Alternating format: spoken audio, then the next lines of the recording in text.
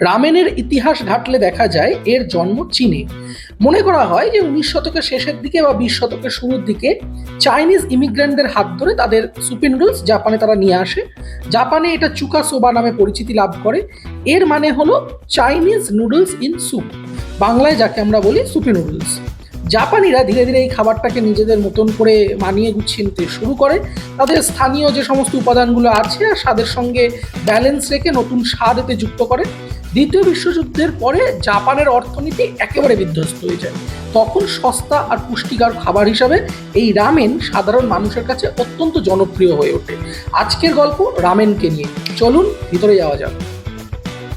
মধ্যমগ্রাম সোদপুর চত্বরে না আপনারা হয়তো র্যামেন পাবেন, সেটা অথেন্টিক টেস্টেরও হয়তো পেয়ে যেতে পারেন, কিন্তু আমাদের টেস্ট প্যালেটের সাথে ম্যাচ করে যদি র্যামেন খোঁজেন তাহলে আমি মনে করি একটা ইন্ডিয়ান টাচ খুব দরকার। আমরা বাঙালিরা তো সবসময় সব জায়গায় নিজেদের ফ্লেভারের ফুড পছন্দ করি। তো মধ্যমগ্রাম চৌমাথার কাছে যে মধ্যমগ্রাম পৌরসভা আছে তার থেকে একটু এগিয়ে, সোদপুর রোডের দিকে একটু এগিয়ে ডান দিকের গলি দিয়ে একটু নেমে গেলেই ব্যাকস্ট্রিট ক্যাফে অ্যান্ড বিস্ট্রো বলে একটা ছোট ক্যাফে আছে। ক্যাফেটা খুব সুন্দর, কোজি অ্যাম্বিয়েন্স। এই জায়গাটাতে না আপনারা র্যামেন পাবেন, সেটা জাপানিজ, কোরিয়ান, এই 2-3 রকম র্যামেন আপনারা তো পাবেনই। তাছাড়াও এনাদের একটা ভাস্ট মেনু কার্ড আছে, সেই সব কিছু নিয়ে আলোচনা হবে। আজকের প্রসঙ্গ হচ্ছে র্যামেন। এই খাবারটা কিন্তু জেনজিদের কাছে একটা বিশাল পপুলার ব্যাপার। চলে আসুন, দেখা হচ্ছে। ব্যাকস্ট্রিট ক্যাফে মধ্যমগ্রামের একটা সেমি পপুলার জায়গা বলা যেতে পারে। মানে প্রচারের আলোয় খুব বেশি পাবেন না, ইউটিউবে খুব একটা বেশি ভিডিও নেই, যার ফলে এখানকার এই দুর্দান্ত রামেন আপনার না খাওয়া হয়ে থাকতে পারে। সুন্দর একটা শান্তশিষ্ট পরিবেশ, যার সাথে হালকা সুদিং গান জায়গাটাকে আরো মোহময় করে তোলে। আর তারপর আসে এই এক বাটি গরম গরম রামেন। এই রামেনের স্বাদ পেতে গেলে আপনাদেরকে আসতে হবে। আমি প্রায়ই খাই, ফলে এই স্বাদ আমার খুব প্রিয়। চলুন বসা যাক, খেয়ে দেখা যাক এখানকার রামেনের স্বাদ আর আজকের অভিজ্ঞতা। ব্যাকস্ট্রিট ক্যাফে অ্যান্ড বিস্ট্রোর না একটা বেশ বড় ইলাবোরেটেড মেনু আছে, যেখানে জাপানিজ রামেন, কোরিয়ান রামেন এই দুটো জিনিসের পাশাপাশি বিভিন্ন রকম সাইড ডিশও পাওয়া যায়। মোমো, বার্গার, স্যান্ডউইচ তো আছেই, ভ্যারিয়েশনস অফ উইংস আছে, যেখানে Filipino honey paprika wings, Korean fried chicken, classic fried wings, এরকম আইটেম আছে। আবার chilli chicken, dry chilli chicken, fish fry, এরকম আইটেমও আছে। মানে সহজ কথায় বলতে গেলে সন্ধেবেলায় যদি কোল্ড কফি বা হট কফি বা কোল্ড ব্রিউ জাতীয় কোনো কিছু খেতে হয়, তার সঙ্গে এই রকম স্ন্যাক্স আইটেম একদম কিন্তু মন ভরিয়ে দেওয়ার মতন। এবং এই র্যামেন যদি একটা পোর্শন নেওয়া হয় তাহলে কিন্তু বেশ বড় এবং বেশ হিউজ পরিমাণ থাকে, যেটা খেলে দুজনের জন্য কিন্তু সাফিসিয়েন্ট। ড্রাই লেমন চিকেন নিয়েছি অ্যাজ আ সাইড ডিশ, কিন্তু আমি এটাকে সাইড ডিশ হিসেবে না রেখে স্টার্টার হিসাবেই খেয়ে নিচ্ছি। এইরকম গাল্প সাইজের চিকেন আছে, একদম সুন্দর জুসি চিকেন।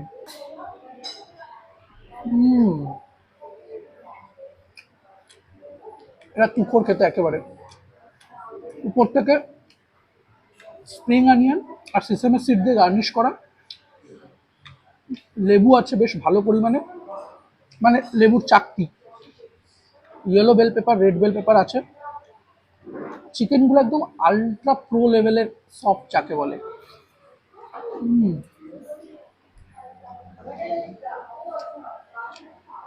এটা আমি সাইড ডিশ হিসেবে রাখিনি, এটাকে আমি স্টার্টার হিসেবেই নিয়েছি। পালাবাড়ি এতে একেবারে মাঠের বাইরে 6।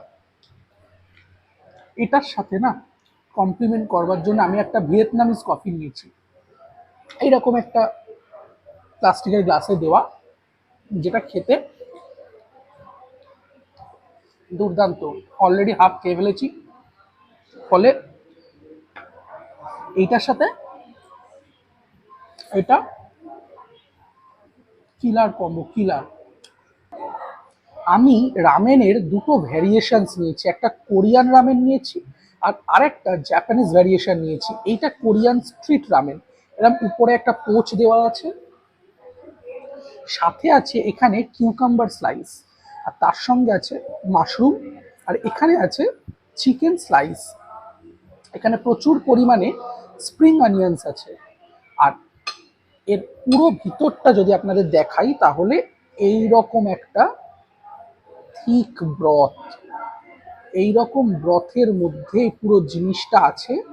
যেটাকে পুরো মাখামাখি করে খেতে হবে। রামেন জিনিসটা কিন্তু এখনকার জেনারেশনের কাছে ভীষণভাবে পপুলার একটা আইটেম, যেটা আপনি আমি যারা 90s তাদের কাছে অনেকটা ঝোল ম্যাগি বা ঝোল চাউমিনের সঙ্গে সাদৃশ্য খোঁজার চেষ্টা করবেন, কিন্তু পাবেন না। এটা সম্পূর্ণ অন্য একটা রেসিপি। আমি এই সমস্ত বিষয়টাকে না একেবারে মাখিয়ে নিয়েছি।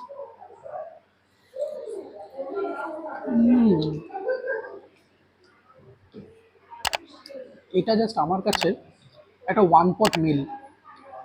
মানে পোচ পাচ্ছি, চিকেন পাচ্ছি, প্রচুর পরিমাণে ভেজিস পাচ্ছি, মাশরুম পাচ্ছি, কিউকাম্বার স্লাইসের মানে শশার যে স্লাইস তার একটা ক্রাঞ্চ আছে।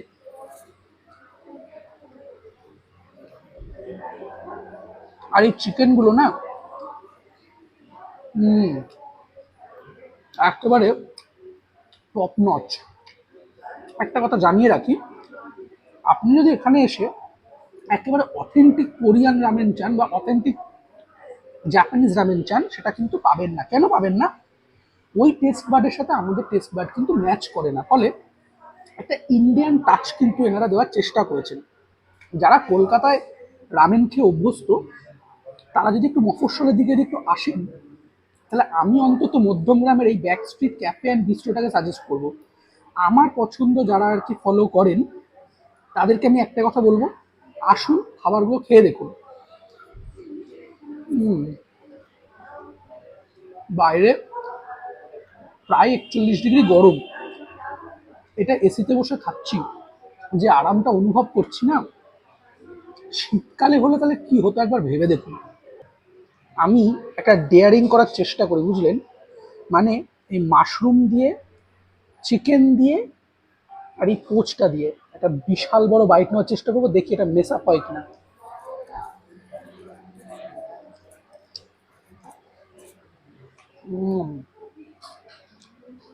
একেবারে মুখের মধ্যে দিয়ে ফ্লেভারগুলো পুরো মারামারি করছে। এই রামেনটা না একজন যদি খায়, তার মোটামুটি 4-5 ঘন্টার গল্প। স্যুপটা না এইরকম, মানে স্যুপ বলতে যেটাকে আমি বলছি ব্রথটা, চিকেন ব্রথটা, এই ব্রথটা না বেশ স্পাইসি। মানে আপনি যদি মনে করেন যে স্পাইসি কিছু অর্ডার করবেন, তাহলে কিন্তু এটা নিতে পারেন। কোরিয়ান খাবার এমনি একটু স্পাইসি হয়, ফলে আপনার যদি টেস্ট প্যালেট স্পাইসনেসকে বরদাস্ত করতে পারে, তাহলে এটা একদম বেস্ট অপশন। এরপর যে খাবারটা নিয়েছি না, সেটা আমার দেখার পর কাটতে ইচ্ছা করছে না। মানে এখন যেটা নিয়েছি সেটা হচ্ছে back street cafe and bistro signature item. এটা জাপানিজ ভ্যারিয়েন্ট, সুতরাং এর স্পাইসনেস লেভেলটা একটু কম হবে, সেটা আমরা শুনেছি। কি কি আছে একটু বলে দিই, উপরের গার্নিশিংটা, এটা দেখার পর আমার না কাঁপতে ইচ্ছা করছে না। আচ্ছা, প্রথমে যেটা দেখাবো সেটা হচ্ছে এখানে চিকেন ফ্রাই আছে। এটা চিকেন ফ্রাই, এখানে চিকেন স্লাইসেস আছে, এইটা আছে হচ্ছে ফ্রাইড প্রনস, এখানে আছে হচ্ছে ক্যারেট, আর এখানে আছে হচ্ছে সয়া সস দিয়ে ম্যারিনেট করা সেদ্ধ ডিম, বয়েলড এগ আছে। আর এইখানে আছে প্রচুর পরিমাণে স্প্রিং অনিয়ন্স। ভিতরে কি আছে সেটা দেখানো মুশকিল, কারণ এখন অবধি কাটিনি। আর এইগুলো হচ্ছে নরি শিট। আমি একটু অবাকই হলাম যে এনারা নরি শিট প্রোভাইড করেন, আর ওপর থেকে সিসেমে সিড ছড়ানো আছে প্রচুর। নরি শিটটা না একটা সিউইড থেকে তৈরি হয়। আপনারা সুশি যারা খেয়েছেন তারা জানেন যে নরি শিট দিয়ে কিন্তু সুশি র্যাপ আপ হয়। এই রকম এর ভেতরেও সুপি নুডলসটা, মানে যে র্যামেন নুডলসটা আছে সেটা কিন্তু এরকম, এটাও পুরোটা মাখামাখি করে খেতে হয়, কিন্তু আমি এটা মাখামাখি করলে আমার অবস্থা কাহিল হয়ে যাবে। এটা খেয়ে দেখা যাক।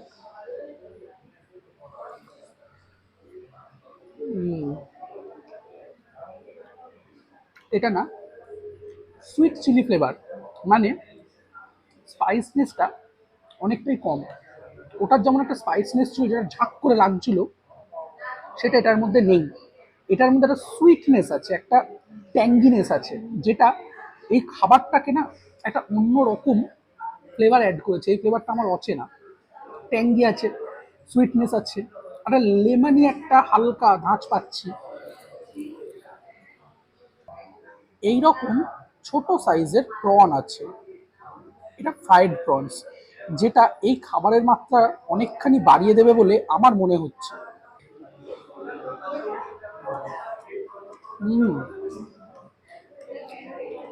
চিংড়ি মাছটা অ্যাড হতে না খাবারের টেস্টটা স্লাইট চেঞ্জ হলো। নরিশিটটা কেমন আমি একটু শুধু খেয়ে দেখি।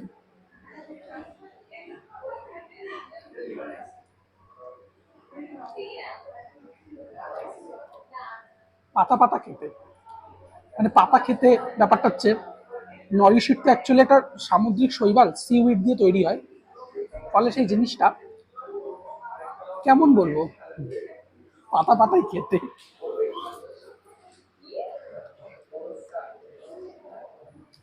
আমাকে যদি বলা হয় ওভারঅল এক্সপিরিয়েন্স, আমি এই কোরিয়ান স্ট্রিট রামেনটা, যেটা আমি সবসময় এসে খাই প্রায় সময়, এটাকে আমি 10-এ 10 দেবো। এই খাবারটা আমার টেস্ট প্যালেট অনুযায়ী 10-এ 9 পাবে। কারণটা হচ্ছে জিনিসপত্র মাল মশলা প্রচুর আছে, কিন্তু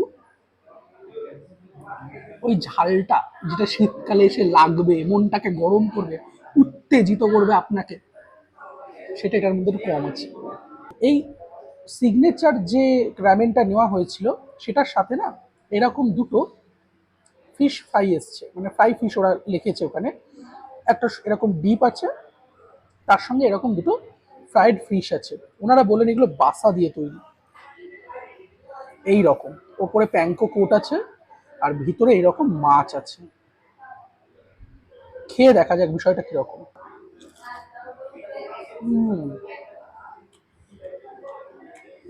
দুর্দান্ত। একটা ডিপ দিয়েছে, ডিপটায় ঢুকে একটু খেয়ে দেখি। জবরদস্ত একেবারে, ফাটাফাটি খেতে। দুটো রামেন নিয়েছি, একটা ফিশ অ্যান্ড চিপস নিয়েছি, আর একটা লেমন চিকেন নিয়েছি, আর একটা ভিয়েতনামিজ কফি নিয়েছি। সব মিলিয়ে কত বিল হয় আপনাদের সঙ্গে বাইরে গিয়ে সেটা শেয়ার করছি। ফিশ অ্যান্ড চিপস নেওয়া হয়েছিল, 6 পিস থাকে এক পোর্শনে, দামটা স্ক্রিনে আপনারা দেখতে পাচ্ছেন ডেসক্রিপশন বক্সে। সাথে বিদেশি আলু ভাজা 6 পিস থাকে। ভাবুন, এতটাই মাছ ভালোবাসি, এক পিস তুলে মেরে দিয়েছি। ওসব নিয়ে ভাবেন যে কি হবে না হবে। সাথে এরকম মেয়োনিজ দেওয়া আছে। মাছের টেস্ট কিরকম সেই জিনিসটা আমি রামেনের যে ফিশ ফ্রাইটা দেওয়া হয়েছিল একদম অ্যাজ ইট ইজ সেম। ফলে এটাকে নিয়ে বলে আর আলাদা করে ভিডিওটাকে দৈর্ঘ্যে বাড়াচ্ছি না। মাছের টেস্ট ভালো, খুব ভালো। র্যামেন খাওয়া শেষ। আমি এখানে এলে যে র্যামেনটা নিই সেটা হচ্ছে কোরিয়ান স্ট্রিট র্যামেন। সেটা তো আমার খেতে দুর্দান্ত লাগে, অ্যাজ ওয়েল অ্যাজ আজকে যে র্যামেনটা নিয়েছি সেটাও ভালো লেগেছে, খারাপ লেগেছে বলবো না, কিন্তু আমার টেস্ট প্যালেটের সাথে কোরিয়ান স্ট্রিট র্যামেনটা বেশি ভালো লেগেছে। আর যেটা ওনাদের যা ব্যাক স্ট্রিট স্পেশাল র্যামেন আছে সেটা খুবই ভালো, কিন্তু আমার টেস্ট প্যালেট অনুযায়ী ওই ট্যাঙ্গি আর সুইট ফ্লেভারটা না মানে সব সময়ের জন্য হয়তো আমাকে প্লিজড করবে না। আমাকে যেটা প্লিজ করবে সেটা হচ্ছে কোরিয়ান স্ট্রিট রামেন, সাথে এনাদের বাসা দিয়ে তৈরি যে ফিশ অ্যান্ড চিপস আইটেমটা বা ফিশ ফ্রাই যে আইটেমটা আমরা দেখালাম, সেটাও না লাজবাব খেতে। মানে অন্যান্য জায়গায় তো বাসা মাছের প্লেট দিয়েই করে কিছু কিছু জায়গায় ক্যাফেগুলোতে, কিন্তু এইটা একেবারে মাঠের বাইরে ছয়। আমার কিন্তু এই ক্যাফের খাবার দুর্দান্ত লেগেছে, স্ট্রংলি রেকমেন্ড রইল। চ্যানেলটা ভালো লাগলে লাইক শেয়ার সাবস্ক্রাইব করবেন। দেখা হচ্ছে পরের একটা ভালো ভিডিওতে, ততক্ষণ টাটা।